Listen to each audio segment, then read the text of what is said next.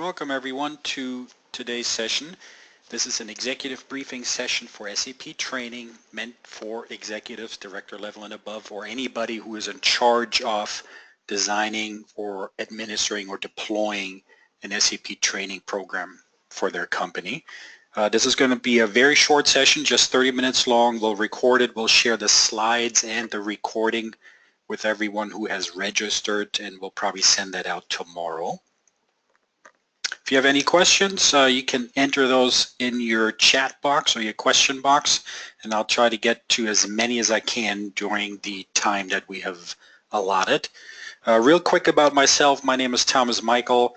I've been in the SAP world for over 20 years. I'm the CEO of the Michael Management Corporation. We're a leading provider of, you guessed it, SAP education and online SAP training.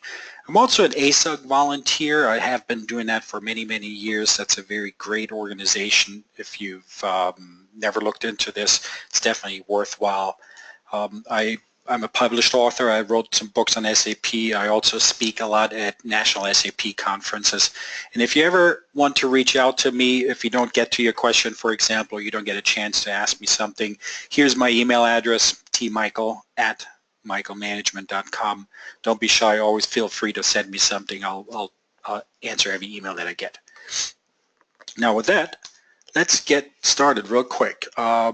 If you sit through the next 30 minutes, there's a few things that I want to make sure you get out of this session.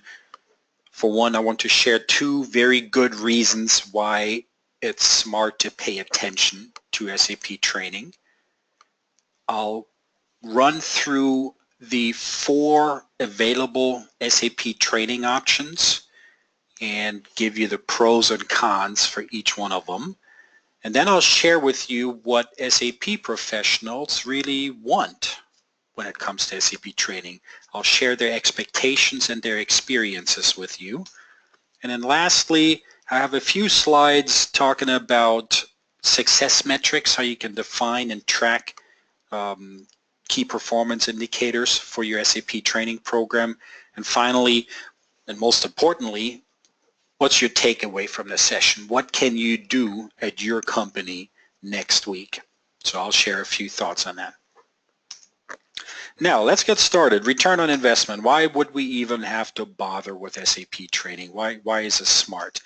Well, research giant IDC has done some research on it.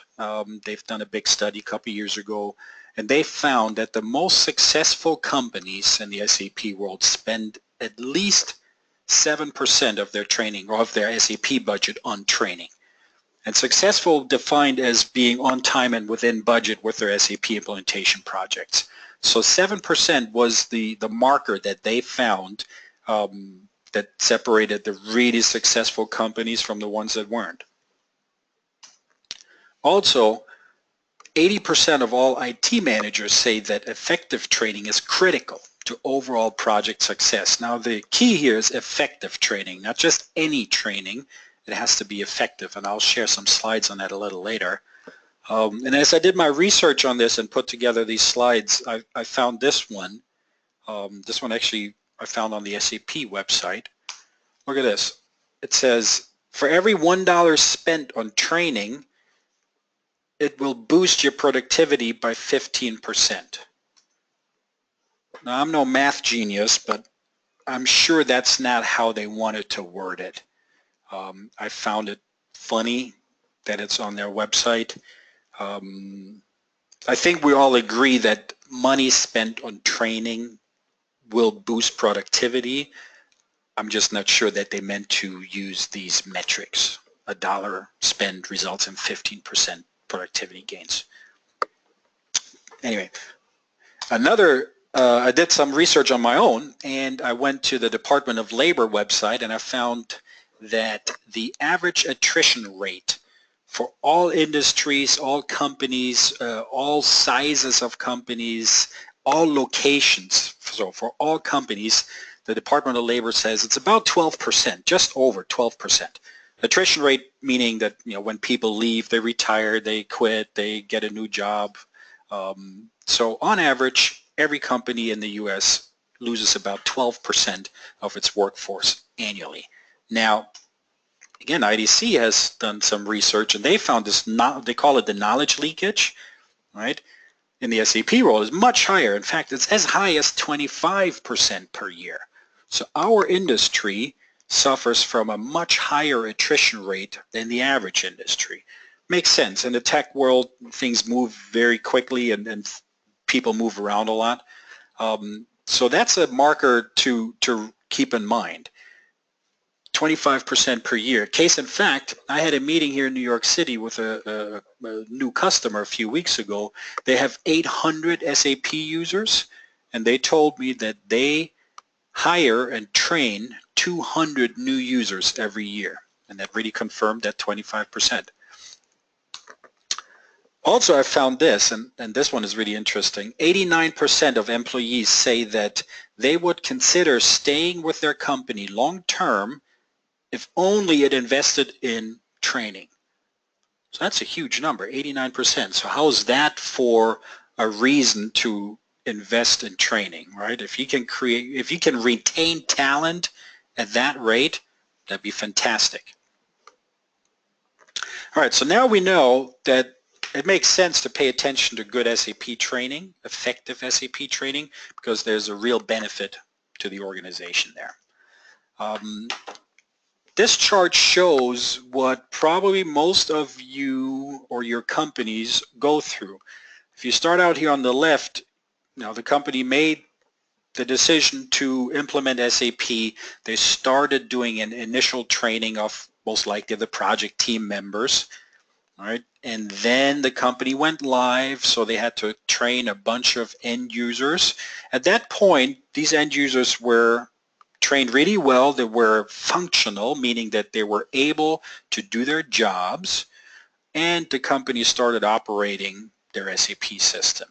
Now, within a year, the company probably realized that this one business process that they configured this way, maybe it would have been better to configure it the other way or to change the process a little bit. As they get more familiar with SAP, they realize that there's a few other changes that they need to make to the business processes. Over the course of a year or two, attrition sets in, right? This 25% that I just mentioned. So the first people that were part of the implementation and part of the go-live, they start leaving. So the overall skill set in the organization degrades very quickly. And suddenly you find yourself, or your company finds itself with an SAP team with a skill set that's below functional. And then SAP starts coming out with new versions or upgrades, or the company decides to implement new modules or new functionalities, and suddenly you're at a point where the user skill set is considered degraded, which results in massive problems and massive spending on either consulting hours or training hours. So that's the typical way how things go. Now, obviously, you don't want this. So what people have to realize is once they start getting into training and getting people functional, training needs to continue at least at the same pace, if not an elevated pace, in order to keep everybody above this functional line. Now, we're in the training business, so we obviously want to keep our finger on the pulse of the training market. So every year we do a big survey. We did that this year. We just finished that a few months ago. And we asked SAP professionals about their experiences and expectations when it comes to SAP training. So this last survey, we had over 1,300 SAP professionals submit their responses from 79 countries. So that's a really big worldwide study that we do. And I want to share with you some of the findings from our own research as it pertains to training. So the important part that I want to point out now is the people that we asked, those 1,300 SAP professionals. We asked them, well, what's your job role in the SAP world? And you see how it breaks down here, and you don't have to do the math because I did that for you. If you add up these percentages, especially the consultants, the end users, power users, business analysts, and so on, we found that 80% of the people that gave us an answer work with SAP on a daily basis. Now this was very important to us. We didn't want to ask a bunch of executives about their opinion about SAP. We wanted to ask people that work with SAP on a daily basis. Tell us how things go. All right? So that's why the next slide that I share with you and these answers that we got are so meaningful, because they come from people that have their hands in the SAP system every day. Now the first thing we asked about is the training delivery method. Now I want to give you a little bit of background. There's only 4 training delivery methods. There's only 4 ways how training can be delivered in any organization. And if you look at this little graphic here, you can see that training can either be online or offline, makes sense. And it can either be self-paced or instructor-led. Those are the only 4 options. If you're in the online world without an instructor, then you are talking about e-learning, right? This is self-paced, self-study training. If there is an instructor present in the online world, then you're talking about virtual instructor-led training, basically what we're doing right now. Right? If you go into the offline world, you have your traditional classroom training delivery. Right? There's a live instructor present. And of course, if you're in the offline world and you take the instructor away, you're left with books, manuals, or any kind of printed documentation.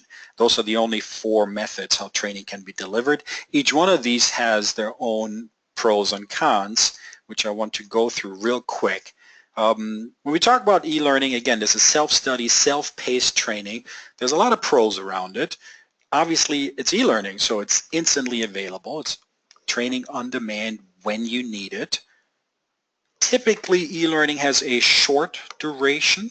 Could be anything from half an hour to maybe just a few hours, but you would never have a class that's 5 days in a row. So it tends to be shorter in duration. And more importantly, it's repeatable and it's scalable. Repeatable meaning you can repeat this training as many times as you need to, and scalable meaning that you can train 100 users just as easily as 1,000 users. There's no delivery cost when it comes to e-learning. Also, e-learning typically comes with knowledge retention checks. Those are the quizzes or final exams at the end of a course. All that results in the lowest cost of any of these training delivery methods. And because we're now in the online world, we get to measure a lot of things that we weren't able to measure in the offline world. So this gives us the opportunity now to come up with an ROI measurement. And I have a few slides on that at the very end. Also, e-learning is the most favorite option among all SAP professionals, and it's trending, has been trending for years, and it just keeps going. I have a few detailed stats on that later. But of course, e-learning is not perfect. There are some cons around it. Specifically, if you want to create your own e-learning, good e-learning, there's a significant development effort for this. I always say it's very easy to create bad training material, and that's why we see so much of it in the world. But if you want to create good e-learning simulations, just realize that that doesn't come easy, cheap, or fast. And of course, e-learning by design doesn't have an instructor present. So if you have a question, you can't ask somebody right away. And typically in the e-learning world, that is mitigated by things like learning rooms or chats or emails where you can send your question directly to the instructor to get it answered there. Now, if we go into the instructor-led online training, we're talking about virtual instructor-led training, basically what we're doing now. The pros are very similar. These VILT sessions tend to be very short in duration, which means they're really best used for a very focused training topic. These sessions are easy to deploy. There's a multitude of platforms that allow you to deploy a training like this. For example, we're using this GoToWebinar tool. There's WebEx and JoinMe, and there's a bunch of other ones. And they're also very scalable. So we can use this method to train a lot of people very quickly. The cons, however, are, well, it's a live training session. That means it must be scheduled, and that's a big problem. Right? So especially the more people I want to train, the bigger of a problem it is. And as we all know, when we're all looking at our computer screen, it's hard to keep the student's attention. If you ever hosted a webinar, you've probably noticed that there's an attentive indicator that shows you how many people are actually looking at this screen versus another screen. Maybe they're looking at their email or an Excel spreadsheet or whatnot. So it's very interesting. So for example, I can see that right now I have an attentive indicator of 80%. So 80% of you actually listen and look at my screen, where 20% look at something else. So that's the downside of these virtual instructor-led sessions. It's hard to keep the students' attention. We all think we can multitask and start doing two things at once. Also, these sessions typically have no knowledge retention checks, so there's no other measurement provided by these sessions. The next option I wanted to bring up are basically books, documentation manual, anything printed, right? So the pros are that these books are really widely available. Any kind of topic you can think of, if you go to Amazon.com, you'll find a book on whatever SAP topic you're interested in. They're also very inexpensive, these books, which is great, which really then makes them good for personal learning only, because really if you think about it, the big con for books is that it doesn't really provide a corporate training option, right? You can't just buy 100 accounting books and give it to your accounting team, says, hey, read this book and everything you need to know on SAP General Ledger accounting is in here, and then you know how to do your job. That's really not how it works. So from a corporate training perspective, this is really not an option, but I wanted to at least mention it here. And then finally, classroom training. The traditional classroom training method has certain pros, of course. The biggest one is that it's a very formal setting, so you get people's attention very easily. There's an instructor present that you can ask questions, and it still is the second most favored option among all SAP professionals. But, and I put a little asterisk next to it, this method is dying fairly quickly, so we've seen it over the last few years tick down every year more and more, while the online training options tick up. The downsides of classroom training is a pretty long list, and that's probably the reason why it's dying so quickly. It needs to be scheduled, of course, and now I also have these logistics around it. So if I have to train 100 people, I got to put them somewhere. I have to have a training room that holds that many people.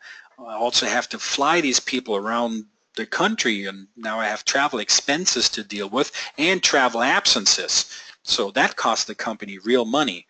Also, they're not repeatable, right? So if you happen to be out sick that day, or you have other business to tend to and you miss that class, well, there's no way for you to repeat it. And of course, they're not scalable. So if you have a lot of people to train, this is not a good option. All this results in the fact that classroom training is the most expensive delivery option. Also, if you think about these, in the old days when they did these 3, 4, 5-day classes, how much information can you really retain when you drink from the fire hose for 5 days? It's really not that much. So typically these classroom training sessions, if they're long, result in poor information retention. Just keep that in mind. Now, so I gave you the 4 delivery methods and their pros and cons, and now we go back to the survey where we asked those 1,300 SAP professionals, out of those 4, what's your preferred method? How do you want to learn SAP? And this is what they shared with us. If you take a look at this blue slice here, that's the e-learning. That's 48%, plus that red slice, that's 16%, is for virtual instructor-led. So these two together are online training. It means 2 out of 3, 65% of SAP professionals want their training delivered online over any other delivery method. 2 out of 3. Now, the green slice, that's the classroom slice. Remember that I said this is still the second most favored option of SAP professionals? Well, this used to be over 40% just 5 years ago. So we've seen a significant decrease in that slice over the last few years. And my prediction is in the next 5 years, this will be down to less than 15% in 5 years. Now we asked them, and this is a stunning question, now we asked all these professionals, have you received enough training to perform your job? Simple question. Here's what they told us. 48% of SAP professionals say, no, I have not received enough training to do my job. Think about it, that's almost half. That just stuns me, blows me away. What's even worse, that number also used to be 40% 5 years ago. So every year we see this tick up a point or two. Now if you think about it, SAP's marketing slogan right now is run simple. That's not a new marketing slogan. 10 years ago it used to be called easy SAP, right? So they try to make it sound like it is easy and simple. Well, the reality is SAP is not easy, it's not simple, it's rather complicated. And the fact that 48% of people say I haven't received enough training to do my job shows that they struggle with keeping their skill set up. Then we ask them, well, how much training have you received over the last 12 months? If you're saying you haven't received enough, how much did you actually receive? And look at this. If you look at the bottom two rows right here, they add up to 57%. So 57% of SAP professionals say they've received less than 10 hours, none to 10 hours of training. So little to no training in an entire year. So it's no wonder that almost half of them say, I haven't received enough training to do my job. Then the next question we ask is, well, how come? Right? What is the biggest challenge that keeps you from getting the training that you need? And here are the top three that they shared with us. If you look at number 2 and 3 here, those are kind of obvious, right? They're saying, well, my company doesn't have enough training budget. And the third one is, I have no time for training. I am so busy, right? But the biggest challenge that people say is, I don't have access to useful training material. And that's a really important thing to keep in mind. People are saying, you know what, the training that we have at this company is just not adequate. It's not useful or appropriate. Okay, so just because a company has training material doesn't mean it's good or effective. Now, everybody says we're so busy, we have to do more with less, and now I also need to take training. Oh my God, this is so hard. I just don't have enough time. So we ask people, well, realistically, how much time can you really devote to a single training session? And you see the sweet spot is right here in that half hour to an hour session, right? So this webinar is 30 minutes long. That's no accident, right? Because we know that people have no time for this. So if you're designing a training program for your own organization and you're thinking about deploying a 2 or 3 day classroom training, think again. That's not going to go over well. Now people are too busy, so you're better off chopping up your training sessions into small bite-sized chunks.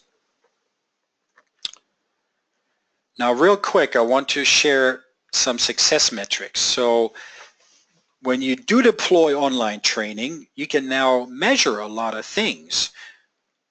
So think about how you would define success with your training program. So maybe you want to start tracking things like a usage percentage or a completion percentage, or keep track of average exam scores, or maybe a Hall of Fame to see who are your best students. So these are things that you can't do in the offline world, but in the online world, we can track all of these things. So spend a little bit of time and think about how do you define success with your training program. Also, think about ROI measures. That's different than success metrics. ROI measures talk about the return on the training investment you make. So for example, you could start tracking things like how much dollars do you spend on average per student? Or you could spend, count the number of help desk tickets that the SAP team creates on an average month, and the number of dollars it costs you to answer a single help desk ticket. The more training you deploy, the more that number of help desk tickets should go down. right? Or how many consulting hours does your organization purchase as a result of you not being able to answer internal help desk tickets? So there's a lot of things you can track internally to help you come up with an ROI figure for your training program.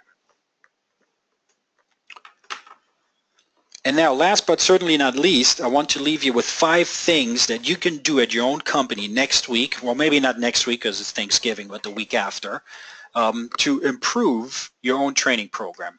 The very first thing I always tell people is take a look at the training material you have. So gather everything that you have and do a critical review and be honest with yourself.